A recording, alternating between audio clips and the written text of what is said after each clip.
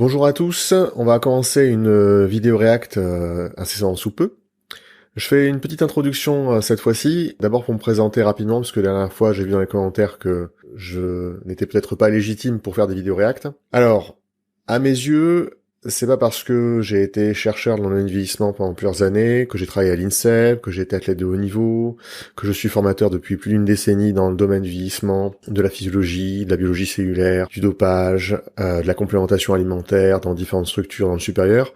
C'est pas parce que je fais tout ça que je suis plus légitime qu'un autre pour faire des vidéos React. Ce qui me rend légitime, ce sont mes arguments. Les arguments scientifiques, la logique, le raisonnement qu'il y a derrière en biologie. Si pour vous seuls les diplômes comptent, et non les arguments, je suis désolé de vous le dire, mais vous êtes un peu con. Mais c'est pas grave. La connerie, c'est comme le vent. Ça se voit pas, mais on l'entend passer. Bref. Et ensuite, pour répondre également à ma dernière vidéo, la dernière fois, j'ai pu raconter que le sport était le meilleur antidépresseur du monde, et je confirme encore une fois ce que j'ai dit. Simplement, je parle d'une situation qui est non pathologique. Pour la plupart des gens qui vivent une situation de dépression sévère où la régulation par l'organisme n'est plus possible, alors effectivement, seule la prise en charge professionnelle par des psychologues, psychiatres, etc., bref, par des gens qui sont compétents, fait sens. Mais pour la plupart d'entre nous, qui sommes sujets parfois à des moments de petite déprime, le sport est d'une très grande utilité pour notre quotidien. Bref, passons à la vidéo React. Casasnova, qui apparemment est un gourou du crudivorisme et qui est très connu, apparemment, puisque comme je peux le voir là, il y a plus de 2 millions de personnes qui sont abonnées à lui, donc c'est pas un inconnu. Et là, c'est le titre de la vidéo, le miracle de la détoxification, qui est un sujet mal compris par la majorité des gens, y compris parfois les médecins, et qui est un support idéologique pour beaucoup de gens, parfois en diététique, parfois en naturopathie, pour expliquer tous les maux des êtres humains, ce qui est une connerie. Donc là, je lis un peu le prémisse. Petit cours de physiologie pour les médecins de plateau qui jouent sur les mots pour au final vous détourner de la puissance de la vie en vous. Il va nous faire un cours. Bah très bien. J'ai hâte de voir ça. 1 heure. C'est court, c'est cool. C'est parti. Alors les vidéos de cette chaîne ne constituent pas de conseils médicaux et n'ont aucune visée formative. Bah, comment ça? Il y a 2 secondes, il y a marqué petit cours de physiologie. Si c'est pas formatif, c'est pas un cours. Ces vidéos sont des interventions générales et impersonnelles sur la naturopathie et constituent un acte de communication à visée informative. Formative, ah oui d'accord. C'est informatif mais pas formatif. Et du coup, il se dit naturopathe, j'imagine le gars. Ami naturopathe, je pense que vous avez du ménage à faire chez vous avec des gens comme ça. La naturopathie n'est pas une discipline médicale et ceux qui la pratiquent ne le sont pas médecins ou paramédicaux. Oui, ok. Et ben c'est parti. Bon, il y a une énorme confusion entre détoxification, détoxination et désintoxication. On va y revenir. Quoi? Pensez que ça vient d'où? Je vous le disais, 70% de ce qu'on appelle des maladies actuellement ne peuvent pas être liées à un virus ou à une bactérie. Donc, ça vient d'où? Ah, attendez. Il y a plusieurs trucs. Déjà, les premiers mots, détoxification, détoxination, je sais pas quoi. Moi, je connais le terme détoxification. Mais détoxination? Ah, attendez. Je suis désolé, mais là, je fais une recherche Google parce que, écoutez, quand on connaît pas un mot, la première chose à faire, c'est d'aller voir la définition. Détoxination. A few moments later. Ok, donc après une petite recherche dans des termes médicaux, la détoxination, ça n'existe pas. Hein, c'est la détoxification. Donc je sais pas de quoi il parle. Bon, par contre, la musique est sympa et les plans sont sympas. Ça fait très l'amour est dans le pré. Un tissu qui n'arrive pas à éliminer ses déchets, c'est un tissu qui meurt, littéralement. Ouais. J'appelle ça la loi de dérivation de l'énergie vitale. Alors ça reprend des grands principes de naturopathie, mais je les ai synthétisés. C'est pas des microbes qui nous habitent. C'est-à-dire que la vie est microbienne. C'est-à-dire qu'il faut vraiment comprendre qu'on n'est pas les hôtes des microbes, on est microbien. Oh là là là là. Comment ça, on est microbien? Il faudrait qu'il aille regarder ce que c'est qu'un arbre de phylogénie, pour voir la différence entre ce que c'est qu'un champignon, un virus, une bactérie, qui appartient en gros à des échelles très basses, comme les microbes, dans le sens en général, et à des échelles un peu plus grosses, comme les mammifères et les connards. Alors que moi, qu'est-ce que je vous dis? Je vous dis, ne me croyez pas. Expérimentez. Allez voir. Ça, c'est toujours la grande astuce des gens pour justifier leurs propos, c'est Ne me croyez pas, expérimentez. Et ça amène à des très gros biais cognitifs parce que l'expérimentation, à moins qu'elle soit non biaisée, donc dans une situation très très contrôlée, et c'est extrêmement difficile d'avoir suffisamment d'introspection pour ne pas être biaisé soi-même, c'est pas possible. C'est pour ça que la science existe. Régénère Plus, ça va être toutes les nouvelles vidéos que je vais produire. Et là, sans aucune censure. Ils ont essayé de nous détruire et nous revenons plus forts. Qui a essayé de le détruire? Pourquoi est-ce qu'il commence sa vidéo avec ça? C'est bizarre ça. Bonjour, c'est un plaisir, vraiment un plaisir de vous retrouver pour Mais attends, mais tu dis rien de plus? Qui a essayé de vous détruire? Raconte. une vidéo qui va traiter d'un sujet vraiment très très important, omniprésent en naturopathie, qui est la question de la détoxification et en même temps honni, méprisé, raillé, moqué dans les médias. Alors, avant de commencer, je voulais juste attirer votre attention parce que... Attends, stop. Dans les médias, mais on s'en fout des médias. La seule chose qui compte, c'est le monde médical. C'est les gens qui forment, c'est les gens qui soignent. Les médias, ils passent leur vie à raconter des conneries, Mais dans 3-4 jours, samedi 11 mai, je vais donner une conférence dans les environs de Perpignan. L'inscription est obligatoire parce que pour des raisons de sécurité, de quiétude des personnes qui nous accueillent, eh bien les coordonnées exactes du lieu ne seront données qu'aux personnes qui se sont inscrites. Donc voilà, merci beaucoup. Mais c'est bizarre, pourquoi il dit ça? Le mec, on a l'impression qu'il est recherché par la police. Il peut pas faire un séminaire dans un lieu public et le louer, le truc. Il est obligé de faire ça.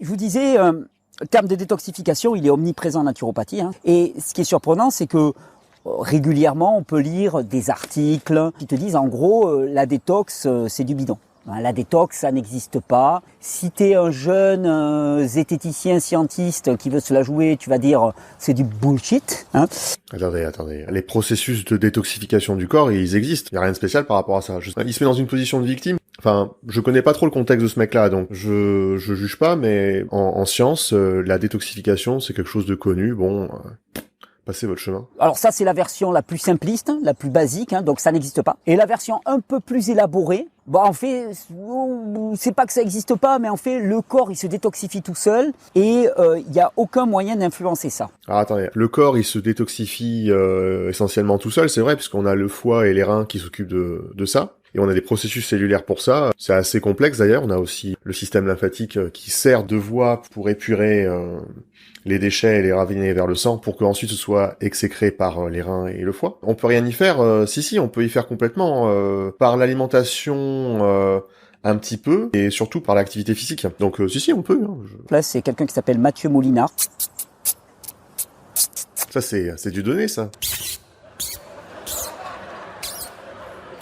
Au-dessus, c'est le soleil. Petite médaille. Ça tue de manière indirecte. Prenez du jus de carotte, prenez je ne sais quoi, je vais vous détoxifier. Ça me fait bondir, ça n'existe pas, la détoxification. On a un organisme qui est quand même bien fait. Les désinformateurs insinuent et la suspicion et le doute. Je me sens visé. D'ailleurs, il dit bien, la suspicion et le doute est un poison majeur dans notre société, selon lui. Donc, il n'est pas vraiment nietzschéen. Attends, déjà, la vidéo, elle est coupée hors de ce contexte. C'est toujours très difficile d'analyser les propos de quelqu'un avec une phrase très courte et qui est coupée hors de son contexte. Donc, il faut suspendre son jugement, là, pour l'instant. Moi, à l'inverse, je pense que c'est pas l'hésitation, l'incertitude, l'indécision qui conduit à la folie. C'est de trop savoir ou de trop croire qu'on sait. C'est d'être sûr de savoir au point de ne plus douter du tout. Cette vidéo, je vais la faire pour, on va l'appeler monsieur quelconque, qui croit que parce qu'il a un titre, ça lui donne une autorité pour parler de physiologie. Attendez, mais c'est n'importe quoi, sa vidéo. Je comprends pas la structure. Ça part dans tous les sens. Alors peut-être que c'est moi qui ai loupé des épisodes médiatiques avec ce mec, voire peut-être même judiciaire, je sais pas. Il se met en position de victime en disant que comme quoi il reviendra plus fort, il a survécu.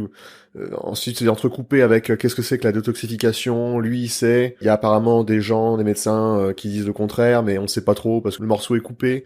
C'est le bordel, mec. S'il te plaît, structure-moi ça vers la détox, j'en ai rien à foutre du reste. Quand on lit Wikipédia, il y a référence scientifique indiscutable, soi-disant. Ah bah mec, référence scientifique pour des gens non scientifiques dans le domaine qui ont besoin d'une approche claire et pédagogique, ludique, mais qui n'est pas suffisamment raffinée parce que justement les gens sont des débutants. Wikipédia, c'est bon pour le le tout venant. Par exemple, moi je connais rien à l'histoire du Moyen-Orient sur la période entre le XIIe siècle et le XVIIIe siècle. J'ai pas besoin d'aller faire des cours d'histoire à la fac pour m'en renseigner, je vais sur Wikipédia et c'est très fonctionnel par rapport à ça. C'est peut-être pas aussi approfondi, aussi technique que ça pourrait l'être par des spécialistes, mais c'est super pratique. Et puis en plus, tu as un gros système quand même de régulation des erreurs dans Wikipédia qui rend l'outil très très puissant. C'est une super base de données scientifiques, c'est très bien pour la culture générale. S'en prendre à Wikipédia, c'est un peu petit. Les régimes détox promus par différents pseudo-médecins sont souvent présentés comme des moyens d'expier des excès gastronomiques, mélangeant donc santé alimentaire et morale de pénitence avec promesse de rédemption et pardon des péchés. Je sais pas ce qu'ils ont fumé à Wikipédia, mais voilà. Mathieu Vidard résume malicieusement cette idée très en vogue au lendemain des fêtes. Tu as commis le péché de gourmandise et il te faut maintenant expier tes faiblesses en avalant tisane aux fenouilles et bouillon de pissenlit. Parce qu'en fait, qu'est-ce qui s'est passé? T'as bouffé comme un goré pendant toutes les fêtes et dans ton cas, je ferai une pause alimentaire. Il y a un professeur émérite de médecine complémentaire à l'université d'Exeter aux États-Unis qui s'appelle Eddard Ernst. Il dit, il existe deux types de désintoxication. L'une est respectable et l'autre ne l'est pas. Dit-il, est le traitement médical des personnes souffrant de toxicomanie potentiellement mortelle. L'autre est le mot détourné par des entrepreneurs et des charlatans pour vendre un faux traitement censé détoxifier votre corps des toxines que vous êtes censé avoir accumulées. Donc lui déjà il doute des toxines et tout. C'est un toxico-sceptique. Attendez. Le corps, il y a effectivement le corps produit de manière endogène des produits toxiques. On peut aussi en absorber par l'alimentation. Et le corps les résout gentiment via tout un tas de processus assez complexes d'ailleurs, parce qu'il existe toute une ribambelle de déchets métaboliques ou de produits toxiques qu'on peut ingérer. L'alimentation détox, au sens où l'alimentation pourrait aider notre corps à mieux détoxifier le système.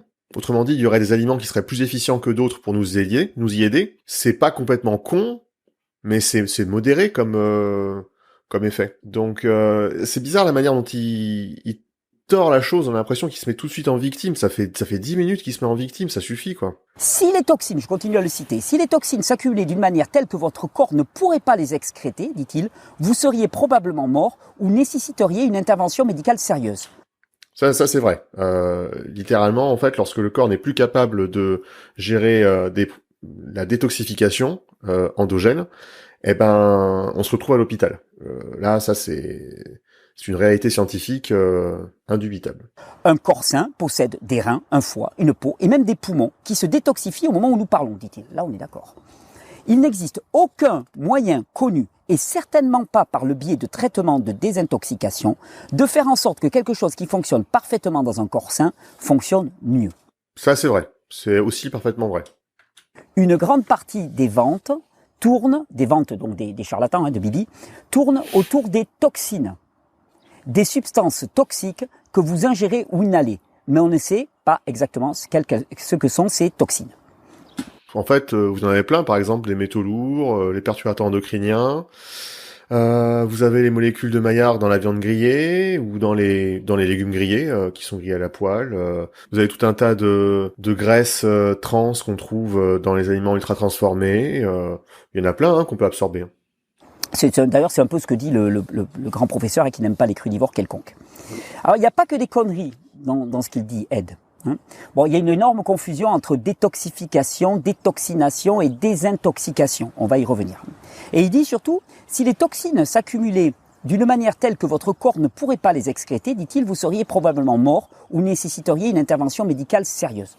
Mort, non, on est d'accord. Mais dans un état de santé extrêmement dégradé, oui. Quand on parle de cancer, de maladies neurodégénératives, ça arrive comment d'après vous ? Tu vois, c'est Kinder Surprise, quoi, d'un seul coup, tu tires, puis tu as un œuf à l'intérieur, et puis c'est, oh, cancer, oh, maladie neurodégénérative, oh, immunosuppression. Attendez, c'est des sujets compliqués, ça. Alors, le cancer, c'est plusieurs choses. C'est à la fois des modifications, des mutations sur le génome, donc sur l'ADN, et en même temps, un métabolisme cellulaire favorable, plutôt axé sur la glycolyse et sans oxygène, donc en situation d'hypoxie. Donc c'est le fait à la fois de manquer d'oxygène au niveau cellulaire et d'avoir un métabolisme de production d'énergie, donc de production d'ATP, basé sur la glycolyse, combiné au fait que l'ADN a subi des dégâts ou des mutations et donc produit des facteurs mutagènes qui peut amener au cancer. Ça c'est un truc, ok. La manière dont certaines cellules convergent vers cet état, c'est quelque chose de compliqué, de très contextuel et qui est étudié par la science. Je vais pas vous donner le détail parce que j'ai pas d'ailleurs toutes les informations sur le sujet et il existe des centaines d'exemples différents. Et concernant les maladies neurodégénératives, vous avez plusieurs choses. Vous avez en gros le fait que c'est une inflammation chronique au niveau des neurones qui se propage et détruit progressivement les neurones. Et la question, c'est comment se déclenche cette inflammation chronique. Alors d'un côté, ça peut être à cause du manque du sommeil, et donc derrière, le fait que le système lymphatique, qui est le système lymphatique, mais du cerveau, qui n'est pas capable, à cause d'un manque de sommeil, d'un sommeil dégradé, d'éliminer les protéines tau ou les amyloïdes alpha-bêta dans le cerveau. Donc du coup, il faut bien dormir pour que le système lymphatique fonctionne bien. Donc là, effectivement, vous voyez, typiquement, les protéines tau et les amyloïdes, ce sont des déchets métaboliques, ce sont, entre guillemets, des toxines. Ça, c'est vrai. Et le corps sait très bien les gérer à partir du moment où on dort bien. Vous avez également une espèce de résilience des cellules de votre cerveau, notamment via leur centrale énergétique, via leur mitochondrie. Plus vous avez de mitochondries, plus vous êtes capable de résister à des maladies neurodégénératives ou à leur développement. Donc c'est un point important. Ensuite, vous avez également des éléments toxiques en provenance du pancréas qui se détruit progressivement, qui viennent détruire les parois des vaisseaux au niveau cérébral. C'est pour ça qu'on parle en partie, par exemple, de diabète de type 3 pour les maladies neurodégénératives, parce que ça vient d'un mode de vie où il y a eu un excès de consommation de sucre et derrière une dégradation du pancréas qui lui-même ensuite entraîne la production de déchets métaboliques ou de composés toxiques qui viennent dégrader le cerveau. Vous voyez, il y a plusieurs choses quand même. Donc c'est assez vaste tout ça. Et dans tout ce que je raconte, effectivement, il y a des produits toxiques qui sont produits de manière endogène en excès, soit parce que la personne manque de sommeil, soit parce que la personne a mangé en excès trop de sucre ou ne faisait pas assez de cardio parce qu'elle n'avait pas assez de mitochondries. Vous voyez, c'est un peu compliqué. Pensez que ça vient d'où ? Je le disais, 70% de ce qu'on appelle des maladies actuellement ne peuvent pas être liées à un virus ou à une bactérie. Donc ça vient d'où ? Ça vient bien de quelque part. On dit ça vient de l'environnement. Et cet environnement, qu'est-ce qu'il nous apporte ? Mais c'est ce qu'on va voir. C'est ce qu'on appelle des xénobiotiques, c'est-à-dire des substances toxiques venues de l'extérieur. Alors non. En épidémiologie, il y a un proverbe qui dit la chose suivante, c'est que le génome, c'est une armurerie, mais ce qui appuie sur la gâchette, c'est l'environnement. Ce qu'on appelle l'environnement en épidémiologie, c'est l'épigénétique. Autrement dit, c'est notre comportement, notre manière d'interagir avec l'environnement. Mais c'est pas des éléments extérieurs. Tout ça, c'est de la production en grande partie endogène. Alors effectivement, si on s'expose trop souvent aux métaux lourds ou aux perturbateurs endocriniens, ça vient poser d'énormes problèmes pour la santé. Mais ça, c'est une situation assez particulière. Si on se préserve de cela avec une alimentation normale, a priori, la production de toxines, elle est majoritairement endogène. Est-ce que tu peux être en bonne santé avec un organisme qui fonctionne parfaitement et développer un cancer ? Vous y croyez à ça ? Vous pensez que c'est possible ? Pourtant, lui, ce qu'il te dit, il te dit finalement, ça fonctionne parfaitement, on ne peut pas l'améliorer, mais t'as un cancer. Mais le mec dit pas ça, hein. Là, c'est la déformation des propos du type... Otto Warburg, par exemple, qui a été prix Nobel de physiologie et de médecine en 1931, qui disait qu'il ne peut pas y avoir des cancers dans des tissus sains. Et ça me paraît juste totalement évident. Alors, il dit aussi, Ed, il n'existe aucun moyen connu, et certainement pas par le biais de traitement de désintoxication, de faire en sorte que quelque chose qui fonctionne parfaitement dans un corps sain fonctionne mieux. Il a dit quelque chose qui fonctionne parfaitement. On est d'accord ? On est d'accord. Mais par contre, il rajoute qui fonctionne parfaitement dans un corps sain. Mais qui d'entre nous a un corps sain ? Qui d'entre nous a un organisme sain, en santé, en réelle santé ? Pour savoir si vous êtes en bonne santé, vous pouvez très bien, par exemple, mesurer votre VO2 max, faire des tests par rapport à ça, mesurer la qualité de votre microbiote, mesurer la qualité de votre sommeil. Il y a des outils très utiles pour ça. Je vous recommande par exemple les outils proposés par Sean pour mesurer votre système cardiovasculaire. Par moi-même, si vous regardez les podcasts, vous aurez une idée de ce qu'il faut faire. Si vous voulez mesurer et faire du suivi exceptionnel, vous pouvez faire par exemple la procédure Life de Jérôme de Bioméca. Il y a plein de choses qui existent comme ça, qui sont objectives pour mesurer votre état de santé. Je rajouterai, selon lui, il n'existe pas de toxines, ou en tout cas, ça paraît très très flou pour lui. Alors, il joue sur les mots, bien sûr, comme monsieur quelconque, mais ce que l'on retient, globalement, c'est que le corps fonctionne parfaitement, qu'il n'y a aucun moyen d'influencer la détoxification, et d'ailleurs, on ne sait même pas ce que sont que les toxines. Bon, ça, c'est leur postulat. Mais ça, c'est pas possible. Je veux dire, en science, on sait ce que sont des toxines. Là, il déforme les propos de la science, ou alors il fait exprès, ou alors il est de mauvaise foi. Mais j'aime pas trop ce côté victime. Ça me fait penser au triangle dramatique de Cartman. C'est le triangle bourreau, héros, victime. Et quand on joue la victime, en général, on a tendance ensuite à jouer au sauveur ou au bourreau. Et ça, c'est de la manipulation. Après, je suis pas psychologue, mais je pense que des psychologues pourraient vous confirmer mes propos. Alex, je vais te proposer de nous mettre quelques petites photos d'organes un petit peu dégénérés. Tu vois, un foie avec des pustules et des vésicules un petit peu partout, des reins polykystiques, par exemple, vous allez voir, c'est beau comme tout, des poumons avec, pareil, avec des alvéoles un petit peu partout, des poumons totalement mangés, ou un côlon en piteux état. Et vous allez me dire si ça ressemble à des organes en parfait état de fonctionnement dans un corps parfaitement sain.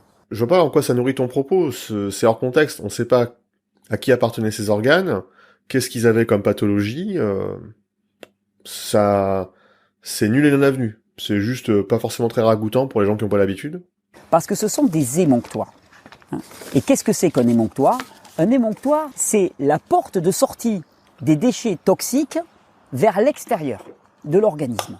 Donc déjà, on est d'accord. Déchets toxiques, ça existe. Ben oui, puisqu'on a des émonctoires. Sinon, je ne vois pas à quoi serviraient les émonctoires. Et le vivant supprime quelque chose qui n'a pas de fonction. Alors, le vivant ne supprime pas forcément les choses qui n'ont pas de fonction. Par exemple, les êtres humains, on est tous indifférenciés à la naissance. Dans le ventre de la maman, on est par défaut fille. Et ensuite, en fonction du niveau de testostérone qui est, entre guillemets, injecté, entre guillemets, dans le fœtus, alors la petite fille devient garçon. Et par ce biais-là, en fait, par exemple, les tétons qui servent, par exemple, à allaiter pour les filles, ils n'ont aucune fonction particulière chez les garçons. Oui, c'est un organe qui est non fonctionnel. Pourtant, il n'a pas été supprimé par la nature.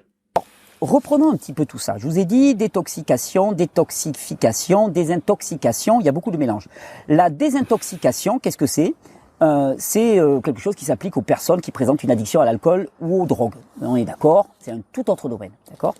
La détoxication, c'est le processus par lequel un organisme inactive les substances toxiques d'origine interne ou externe, qui consiste d'une part en la réduction de l'activité pharmacologique ou toxicologique de la substance. Mais je comprends pas, il a 10 pages sur lui là qu'il lit. Donc en fait, il lit des notes. C'est pas son savoir à lui, quoi. Et d'autre part, par la solubilisation de la substance, ce qui en facilite l'élimination rénale. On y vient un peu plus tard dans la vidéo. Et il y a la détoxification, qui reprend un petit peu la notion de détoxication, mais on y rajoute l'étape de l'élimination. Je salue quand même l'effort de définition, parce que c'est toujours un vrai problème, ça, quand il y a des débats entre des personnes qui sont pas d'accord entre elles, c'est qu'en général, elles sont pas d'accord entre elles parce qu'il y a des problèmes à la base de définition.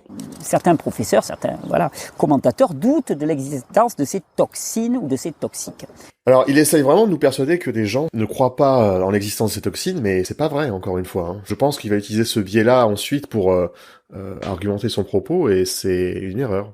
Alors, un corps qui fonctionne produit des déchets, un organisme vivant produit des déchets, ce qu'on appelle les déchets endogènes.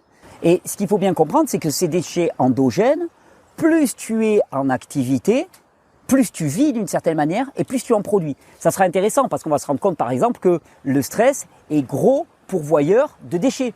Parce que quand tu es en stress, en situation de stress, ton corps il turbine à 200 à l'heure, il consomme énormément de ressources et il produit énormément de déchets. Alors, est-ce qu'un corps qui voit son cortisol augmenter, parce que le stress c'est quoi ? C'est finalement d'un point de vue mesurable en science une augmentation du cortisol, produit plus de déchets métaboliques qu'une personne qui ne produit pas autant de cortisol. Je ne suis pas sûr de cela, c'est peut-être le cas, mais encore une fois, si la personne mange normalement et qu'elle bouge, elle va se détoxifier, littéralement, de manière naturelle.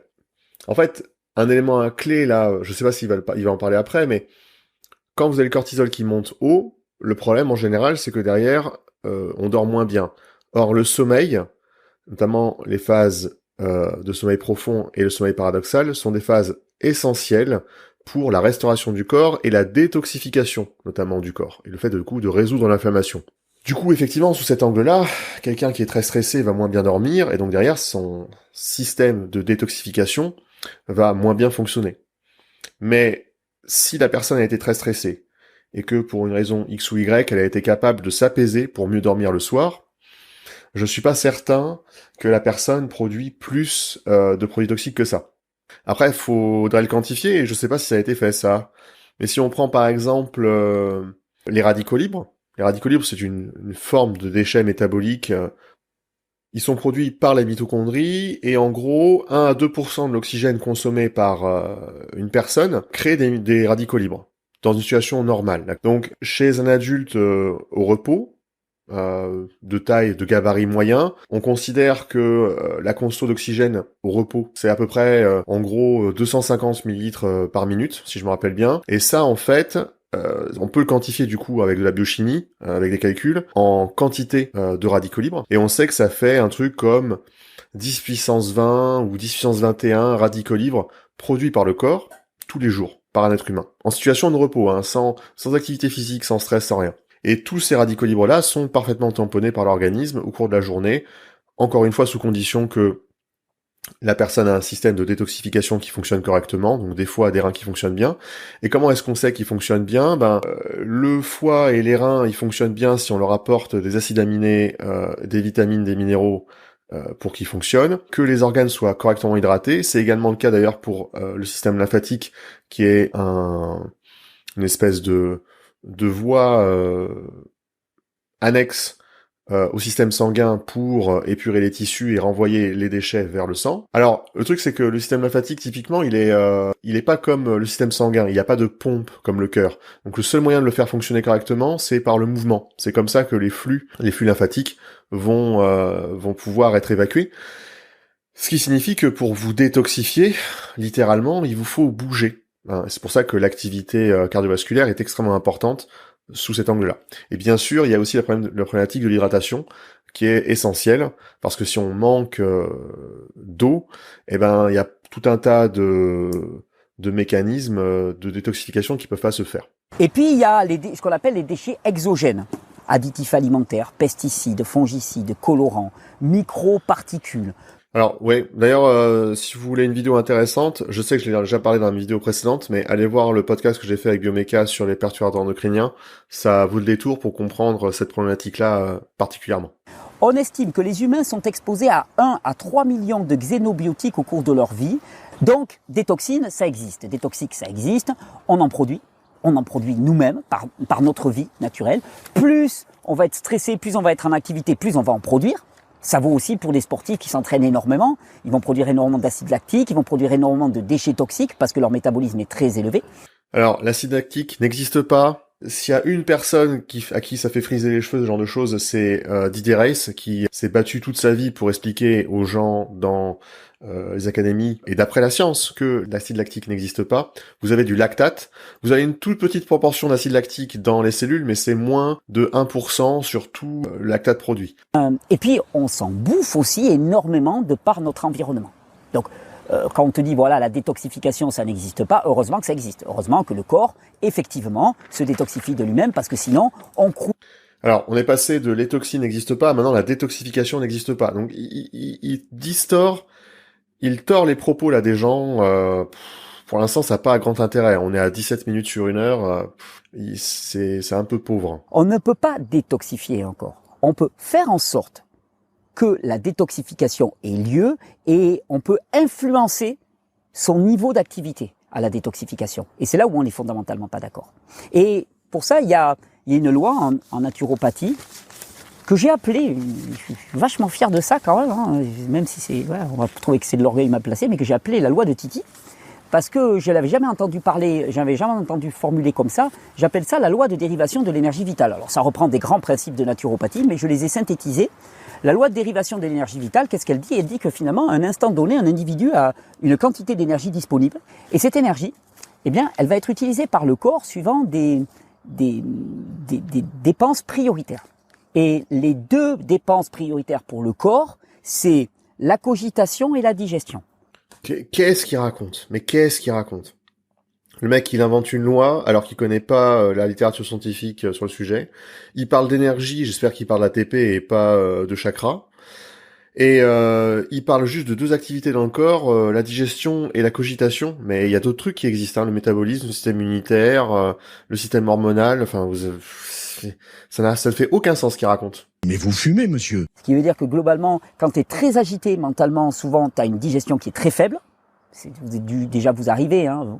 Le repas vous reste sur l'estomac, par exemple, bah ouais, tu digères pas. Pourquoi? Parce que tu as toute ton énergie qui est prise par là. Et inversement. Et inversement, si tu racontes n'importe quoi, ça va pas du tout. Hein. Après un gros repas avec les copains, l'activité cognitive limite. Quand vous mangez, le sang ne se balade pas particulièrement dans le système digestif. Il y a ce qu'on appelle une légère vasoconstriction des vaisseaux qui connectent au système digestif, et vous avez une vasodilatation de tous les tissus qui sont utiles au corps au moment où le temps passe. C'est-à-dire que si vous êtes en train de réfléchir, il y a peut-être un peu plus de nutriments qui se baladent dans le cerveau, il y a un peu plus d'activité au niveau du cerveau. Si vous êtes en train de marcher, il y a un peu plus d'énergie dépensée dans les jambes, bon, très bien. À l'inverse, quand vous mangez, que vous êtes en train de vous restaurer, sauf si vous êtes en train de manger en courant, ce qui est complètement con, vous avez une vasoconstriction des tissus extérieurs et une vasodilatation de notre système digestif, ce qui permet de mieux faire passer les nutriments dans le système. Mais le fait de faire la sieste ou pas après un repas, donc le fait d'être actif ou pas au niveau cérébral, ça n'a pas grand-chose à voir avec l'alimentation en soi, c'est plus un rapport avec votre glycémie et les cycles circadiens. On sait très bien que en fait l'espèce de fatigue qu'on a à 14 heures, qu'on croit être due typiquement à un bon repas, n'est pas particulièrement liée à le fait d'avoir mangé, mais simplement le fait que c'est inscrit par le noyau suprachiasmatique, le fait qu'il faille dormir à 14 heures pour faire une sieste. Et c'est indépendant du repas, ça. Et ensuite, si vous vous sentez fatigué après un très bon repas, là c'est simplement parce que vous faites une hypo-réactionnelle. Tout simplement. Digestion et cogitation. Et cette loi de dérivation d'énergie vitale, elle dit, voilà, on a une quantité d'énergie disponible à un instant donné. Les deux secteurs qui vont pomper le plus d'énergie, c'est la digestion et la cogitation. S'il reste de l'énergie, elle sera disponible pour l'activité motrice. Mais c'est pas du tout comme ça que le corps fonctionne. Et s'il reste encore de l'énergie, alors cette énergie sera disponible pour les processus de détoxification et régénération, reconstruction de l'organisme. Non mais c'est n'importe quoi. En fait, non, je pense que ce mec ne comprend rien à la biologie, c'est pour ça qu'il a des fiches. Le corps fait tout en même temps. Il n'y a pas de segmentation des activités. Une fois qu'on a compris cette loi, on comprend bien que oui, on peut agir. On peut agir de façon indirecte. Bien sûr que c'est pas nous qui allons détoxifier. C'est pas toi qui fais les équilibres enzymatiques dans ton foie. C'est pas toi qui fais fonctionner tes reins. C'est pas toi qui fais circuler les selles le long de ton côlon de manière à avoir un péristaltisme intestinal adéquat. Bien sûr que c'est pas. Ben si, c'est nous. C'est juste qu'on le fait pas de manière consciente. C'est très bizarre cette conception du corps. Par contre, on peut jouer sur l'orientation de l'énergie vitale. Parce que si tu choisis par exemple de faire une pause alimentaire, digestion quick, tu récupères toute cette énergie. Pourquoi? Pour les activités qui sont moins prioritaires. Mais qu'est-ce qu'il appelle une pause alimentaire? Jeûner? Quick la cogitation, quick la digestion. Il te reste de l'énergie pourquoi? L'activité motrice et puis la détoxification, régénération. Et si, pendant ce temps-là, pendant que tu fais ta pause alimentaire et que tu mets ton esprit au repos, tu mets aussi ton corps au repos. Je pense qu'il entend par pause alimentaire un jeûne. Alors, là par contre c'est une grave erreur technique, parce que lorsque vous jeûnez, certes vous n'avez plus d'apport potentiellement toxique par l'alimentation, mais vous pouvez toujours être exposé à des perturbateurs endocriniens lorsque vous brossez les dents, lorsque vous faites la vaisselle, lorsque vous marchez dans la rue, lorsque vous respirez l'air pollué, lorsque vous faites le ménage. Donc ça c'est un premier point, et vous avez toujours une production endogène de produits toxiques. Et si par malheur vous n'avez pas les minéraux, les vitamines et les protéines qui vont ensuite dériver en acides aminés pour créer les enzymes qui vont permettre de tamponner les radicaux libres et les produits toxiques, alors vous ne serez plus capable de faire la détoxification. Donc, jeûner est le premier ennemi de la détoxification, littéralement sur le plan scientifique. Prends monsieur quelconque par exemple, et tu le mets en pleine nature, dans un endroit au calme, pendant 3 jours, sans alimentation, sans sollicitation, sans téléphone portable. Tu vas voir au bout de 3 jours si la détoxification n'existe pas. À vomir ses tripes avec des boutons, à se vider d'en haut, d'en bas, le foie qui fait mal et ainsi de suite. Tu vas voir si la vie à l'intérieur, elle ne se réveille pas. Le problème, c'est que la vie ne se réveille pas. Pourquoi ? Ben simplement parce qu'on lui en donne pas les moyens. Ouais, ce mec est dangereux parce qu'il comprend rien à la biologie, malheureusement. Tu vas avoir beaucoup d'énergie disponible pour l'activité motrice.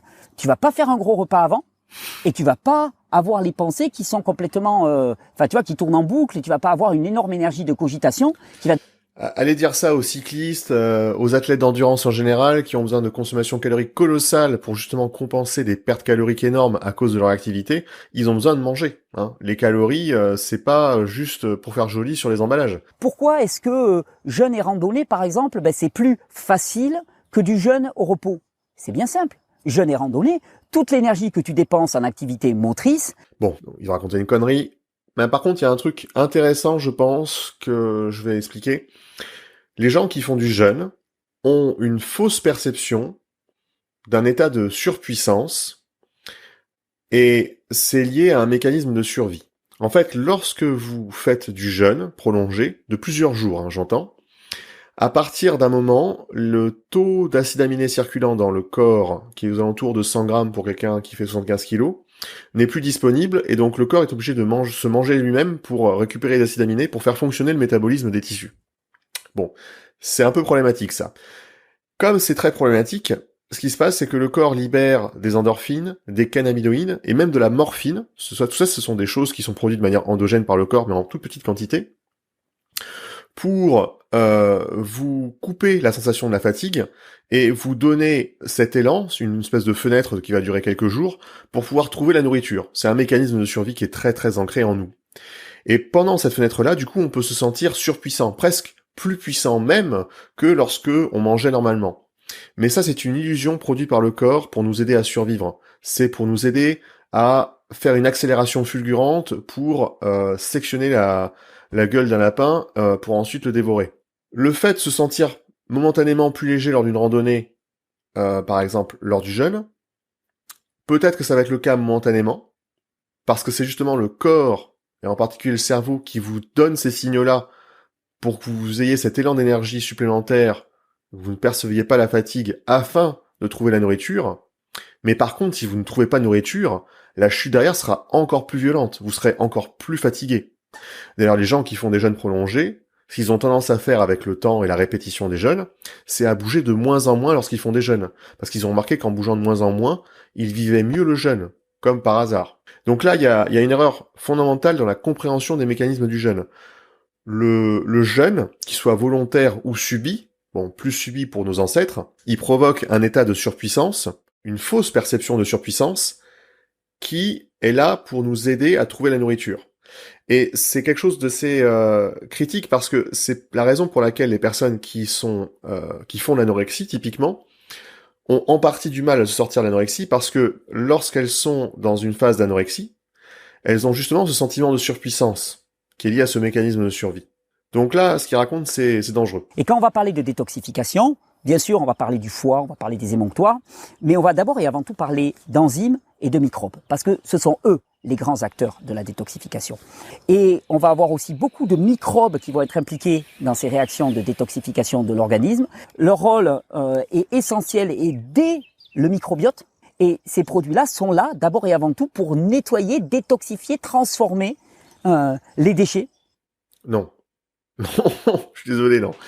Typiquement, les bactéries qui sont dans notre flore intestinale, ils sont pas là pour capter les métaux lourds que vous absorbez et les tamponner. Les microbes, c'est des êtres vivants comme tout le monde, donc ils font leur petite vie comme tout le monde, ils ont faim comme tout le monde. On vit en symbiose avec ces bactéries parce que on leur fournit des éléments pour qu'elles se nourrissent, et elles, les postbiotiques qu'elles produisent, nous sont utiles dans tout un tas de processus biologiques. Par exemple, les fibres alimentaires, on peut pas les digérer.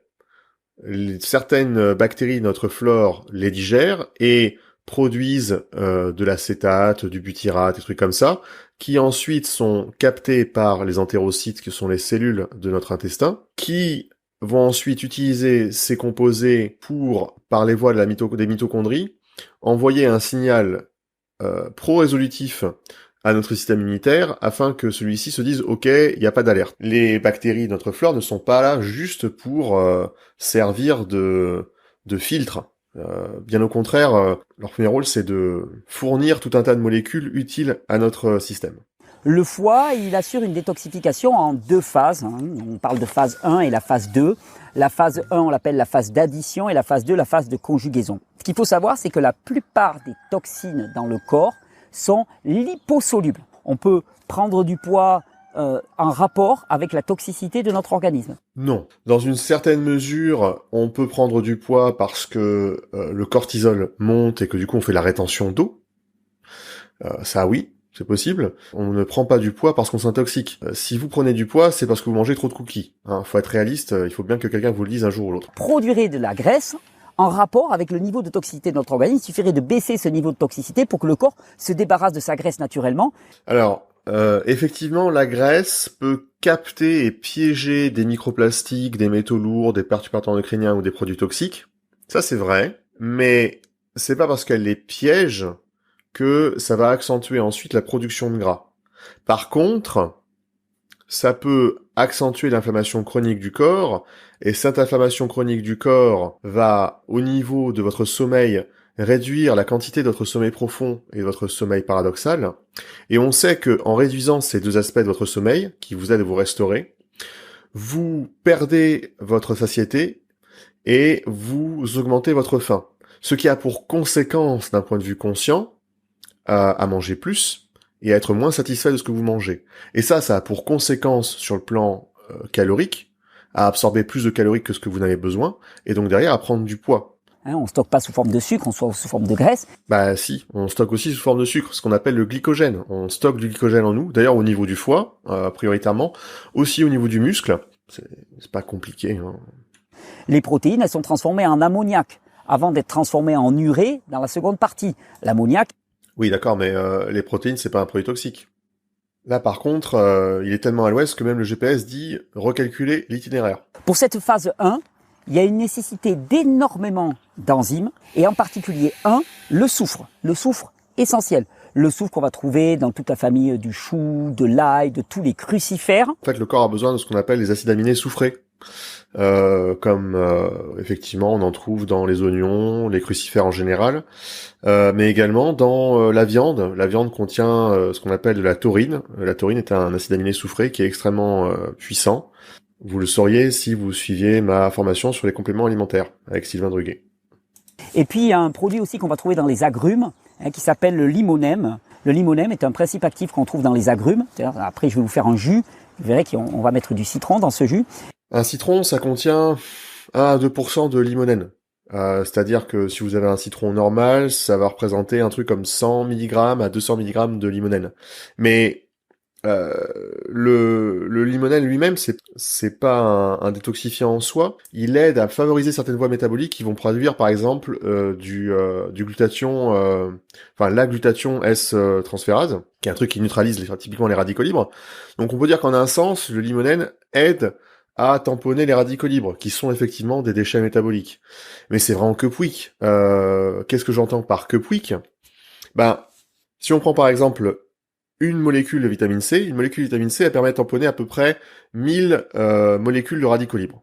Ok. Et alors c'est difficile de quantifier ça, mais en gros le limonène, en admettant qu'il favorise les voies métaboliques qui permettent de produire du glutathion, alors ça peut aller tamponner, disons, 10 000 radicaux libres. Mais c'est sous condition que ce soit au moins 100 mg. 100 mg de limonène permet de tamponner indirectement 10 000 radicaux libres. Ok, mais il faut savoir qu'au niveau intestinal, il y a que 10% de la limonène qui est réellement absorbée. Donc ça veut dire qu'il vous faut pas un citron, il vous en faut 10. Donc déjà, c'est compliqué. Et ensuite, qu'est-ce que ça représente ? 10 000 radicaux libres. Comme je vous l'ai expliqué tout à l'heure, le corps produit 10 puissance 20, 10 puissance 21 radicaux libres par jour. D'accord ? Donc 10 000 radicaux libres, c'est quelque chose qui est instantanément géré par le corps. C'est pas un citron qui va changer ça, et encore moins la limonène. C'est pas du tout un truc fondamental dans la détoxification du corps. C'est le fameux système lymphatique. Qu'est-ce que c'est que le système lymphatique? On parle toujours du sang. Le système... Mais personne ignore le système lymphatique, hein. Je sais pas où est-ce qu'il vit. Bon après, si, là, il vit complètement isolé à la campagne, mais le mec, je sais pas s'il a une connexion Internet ni PubMed, mais c'est un sujet banal de science, hein. Faut qu'il redescende, hein.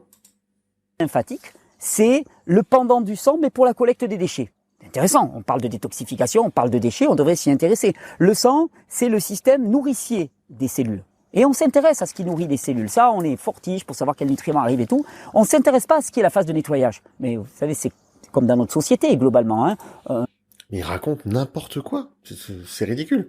Les études sur le système lymphatique, il y en a 10 par jour qui sortent. C'est lui qui est complètement ignorant de la chose, hein. Pendant 3 semaines, tu peux te passer de nourriture, à part d'être sous-alimenté déjà de base et anorexique. Tout individu, tout organisme peut se passer de nourriture pendant 3 semaines. Il va être extrêmement aminci, mais il fonctionne. Ouais, il fonctionne, mais les effets sur le long terme sont extrêmement gravissimes. Ça, c'est un argument souvent qui est repris par certaines personnes qui promeuvent le jeûne en disant « Oui, mais regardez les gens du temps de la Seconde Guerre mondiale, dans les camps de concentration. Ils utilisent, ils ont aucune honte les mecs, ils utilisent toute la souffrance de ces gens-là qui ont survécu pour justifier leurs propos. Les gens qui ont survécu au camp de la mort, certes, ce sont des survivants, ils ont vécu des atrocités, ils ont pas eu de nourriture, mais tout ce qui s'est passé après, c'est que en reprenant une vie normale, ils ont profité de la vie, ils ont mangé autant qu'ils voulaient, et ils ont jamais refait de jeûne de leur vie. Voilà. Je ne pense pas, et là pour le coup je laisse le soin à quelqu'un qui connaît des gens qui ont vécu ça, que des personnes qui ont vécu les camps de la mort aient jamais eu envie de refaire du jeûne après ça. Donc toutes les cellules baignent dans ce système lymphatique. Et ce système lymphatique, comme le système sanguin, il a des canaux. Et le long de ces canaux, il y a quand même une particularité. Il y a ce qu'on appelle des ganglions, des petites vésicules. Et ces petites vésicules, elles sont remplies de microbes. Attends, non. C'est pas comme ça. Il n'y a pas des microbes dans les ganglions lymphatiques. Les ganglions lymphatiques, c'est le centre de l'immunité acquise, donc pour les lymphocytes mémoire en particulier et certains lymphocytes de type T, pour justement répondre à une menace. Certes, parfois des microbes, mais ils sont très peu nombreux. Pas un concert de rock, le truc, hein. Vous avez des déchets, vous avez parfois morceaux de microbes morts. Et ces ganglions lymphatiques, ils vont collecter tous les déchets, et les microbes qui sont à l'intérieur de ces ganglions lymphatiques vont les traiter, vont diminuer leur toxicité, de manière à ce qu'à un moment, ils puissent être éliminés par les émonctoires. Alors ça, par contre, c'est la première fois que j'entends ça. Soit je suis complètement à côté de la plaque, et c'est possible parce que je suis pas un ultra spécialiste des ganglions lymphatiques, soit il raconte un truc qui est complètement hors sol. Et comme ça m'inquiète fortement, je vais regarder sur Google rapidement. A few moments later. Ok, donc après une petite recherche biographique courte, mais qui m'a largement inquiété sur le moment, donc non. Les ganglions lymphatiques sont stériles si on n'est pas contaminé. Et ensuite, il n'y a pas de microbes qui s'occupent de détoxifier les déchets dans les ganglions. Ils racontent n'importe quoi. Là, on est dans l'astrologie de la pizza. Ça me rassure. Mais là, tout d'un coup, mon cortisol est monté quand même vachement haut. J'ai besoin de chapata. Viens ici, chapata, ça va me faire du bien. Je le dis toujours, et je continue à le dire, et c'est évident d'un point de vue naturopathique. Ouais, c'est rigolo ça, parce que quand même, il y a quelque chose d'assez stimulant là-dedans. C'est que, regardez, le type ne doute jamais de ce qu'il raconte. Et moi, je suis quand même censé être relativement spécialiste dans mon sujet. Je suis pas Jules rigolo. Et le mec dit un truc nouveau qui m'est complètement inconnu. C'est quoi mon premier réflexe? Est-ce que c'est de dire que ce mec c'est un connard qui connaît rien à rien? Ou est-ce que c'est simplement d'aller vérifier l'information au niveau scientifique? Si vous êtes sain d'esprit, que vous êtes humble, c'est-à-dire affranchi de l'importance de vous-même et que la seule chose qui vous intéresse c'est la vérité et la science, vous allez juste chercher l'information, vous allez juste chercher à savoir ce que raconte le consensus scientifique. Ça me pose pas de problème d'avoir une information, de découvrir quelque chose, même de la bouche d'un type qui a l'air de rien comprendre à la biologie. Ça se trouve, il dit un truc qui est vrai, mais que moi, je ne connaissais pas. Comme le cancer, par exemple, commence d'abord et avant tout dans le système lymphatique. Les tissus commencent à dégénérer simplement parce qu'ils n'arrivent pas à excréter leurs déchets dans le système lymphatique qui est déjà saturé. Stop. Alors, les tissus, ils peuvent dégénérer sans que le système lymphatique soit saturé. La dégénération cellulaire, c'est un terme assez général qui peut être produit par une inflammation chronique, par de la mutation, parce qu'il y a des rayons UV qui ont traversé la zone et qui ont défoncé le truc, soit parce qu'il y a typiquement des produits toxiques qui ont désagrégé la membrane cellulaire. Donc c'est complètement possible que des cellules dégénèrent pour des raisons qui n'ont rien à voir avec le système lymphatique. Et donc, il y a une forme de nécrose qui se passe littéralement au niveau des tissus. Attends, la nécrose, c'est encore un autre truc, ça. La nécrose, c'est en gros des dégâts cellulaires. Souvent, c'est la membrane qui est pétée, qui mène à la mort prématurée de la cellule, mais c'est une mort non programmée. Donc c'est pas de l'apoptose. Et en fait le problème c'est que le fait que la membrane se pète fait que du coup le contenu cellulaire se trouve éjecté hors de la cellule. On se retrouve avec une perte de contenu cellulaire et ça amène une réponse inflammatoire qui est extrêmement aiguë, sauf que le problème c'est que les phagocytes et les macrophages, lorsqu'ils arrivent sur place, ils trouvent pas vraiment la cellule, du coup ils s'accumulent dans les tissus morts et ça amène à des très très graves problèmes. Alors je suis pas expert dans le domaine parce que je sais qu'il y a plusieurs types de nécrose, mais c'est quelque chose de très très grave la nécrose et c'est malvenu de parler de ça parce que c'est pas vraiment le sujet là, c'est un peu bizarre qu'il emploie ce terme là. Et puis simplement je vous dis, vraiment avoir une alimentation riche en antioxydants, une alimentation qui ne soit pas antibiotique en tant que telle, c'est-à-dire qui détruise les microbes dans notre organisme, ça c'est fondamental. Alors non, une alimentation riche en antioxydants va avoir un impact, une influence intéressante pour tamponner des radicaux libres s'il y en a un petit peu trop, mais si vous en avez vraiment trop, en excès par rapport à votre production de radicaux libres, ça a l'effet inverse, c'est plutôt pro-oxydant. Puisque je vous ai dit, un organisme fatigué, c'est un organisme qui ne détoxifie pas et qui n'élimine pas de manière adéquate. Et dans une espèce de cercle vicieux, l'accumulation des déchets va encore accentuer la fatigue de l'organisme. Et c'est là où vraiment une action volontariste... Ouais, mais encore une fois, c'est ce que je vous racontais à propos du sommeil. Le mécanisme clé, c'est le sommeil ici, et il ne comprend pas la biologie de ce sujet, donc bon, je vais pas insister là-dessus.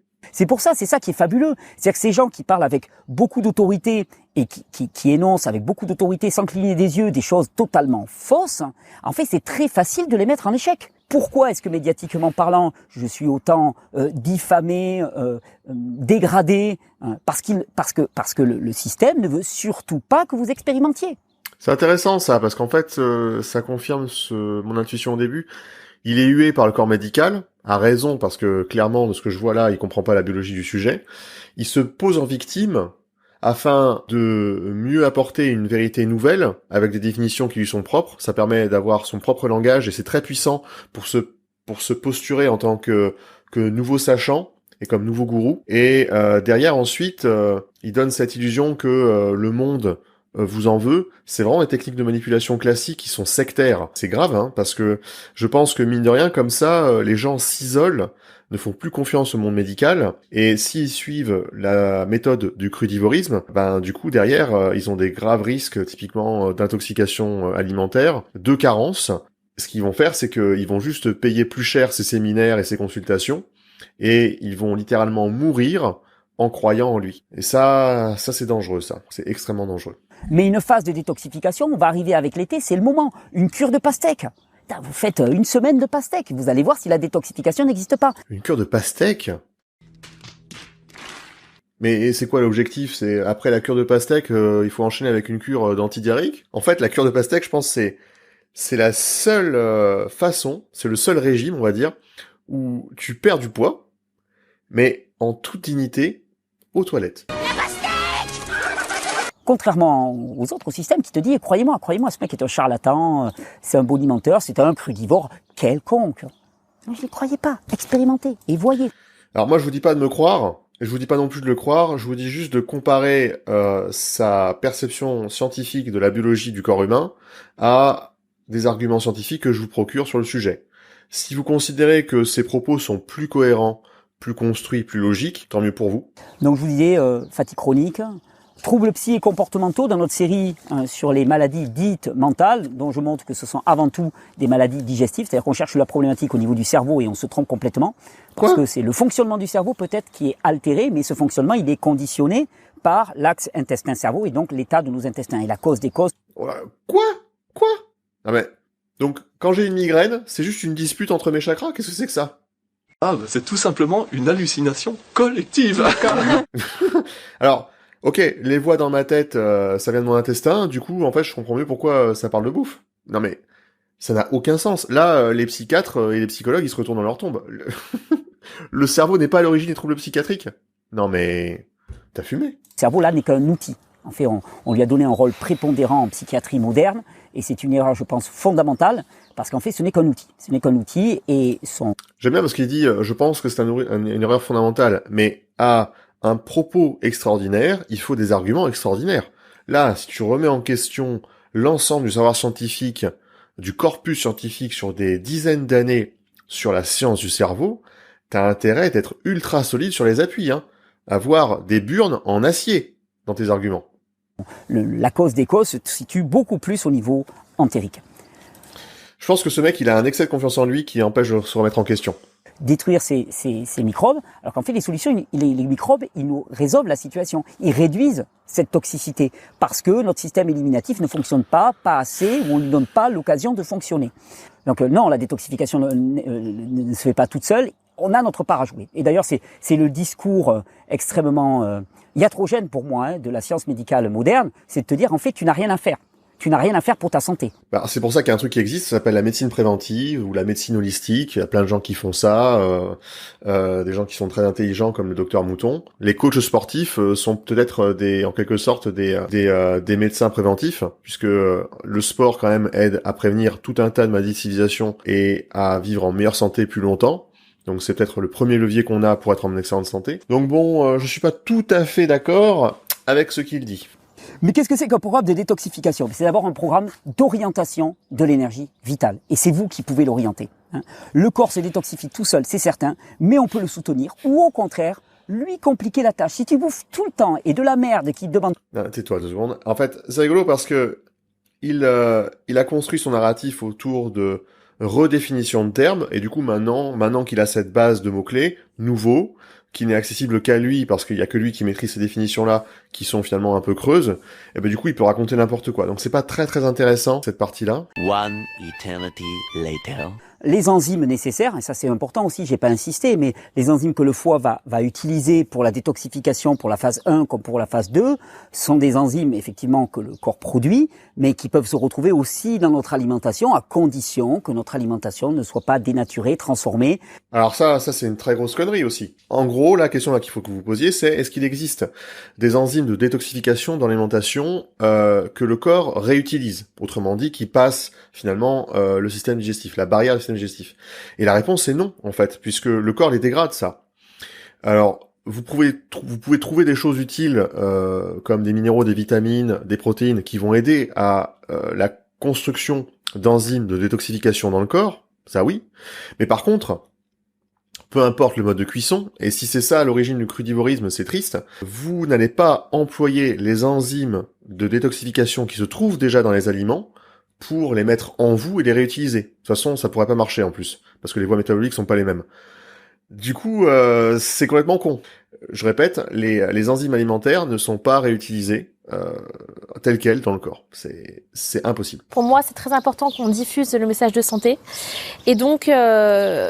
Bon, alors la suite est pas très intéressante. Ils parlent de tout et de rien, et ils font un jus de carotte, de céleri et de je sais pas quoi. C'est pas essentiel pour la vidéo React. Bon, comme d'hab, la bêtise ne prend pas de vacances sur YouTube, mais moi non plus. Donc, à la prochaine fois pour des claques argumentées et gratuites. Abonnez-vous, ça va piquer.